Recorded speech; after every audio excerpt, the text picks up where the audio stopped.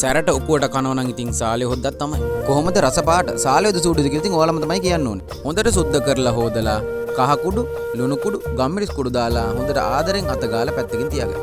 ගලේ අඹර ගන්න සුදු ලුණු ඉඟුරු ගොරක ගම්මිරිස්. රත් කර ගන්න තෙල්. දාගන්න අබ, උළුහාල්, කුරුඳු, කරාඹු නැටි එන සල් සූදුරු. දාගන්න රම්පේ කරපිංච සුදු ලුණු. අම මිරිස්. මිරිස් කුඩු 3-5 කුඩු කහ කුඩු දාලා මේක හොඳට හැඳි ගාලා උයා ගන්න. දැන් ඉතින් අඹරපු ගුලියක් දාලා හොඳට තලලා දිය වෙනකම් උයා ගන්න ඕනේ. දැන් වතුර දාගන්න වෙලාව හරි. වතුර දාලා ඒකත් හොඳට හැඳි ගා ගන්න. හොද්දේ පාට සුමුදෙනකොට ඉතින් මාළු දාන්න දෙයක් නැහැ. මාළු ඉබේම ඉතින් හොද්දට පයින්නවා. මේ පේනවනේ. මාළු ටික හැඳි ගන්න යන්න එපා. හොද්දට පොඩ්ඩක් යට කරලා උක්කු වෙනකම් උයා ගන්න තමයි තියෙන්නේ අඩුගින්දරේ. හැඳි ගෑවෙන සීන් එක මතකයිනේ. හොලවල ගන්න ඉතින්. කොහොමද ඒක?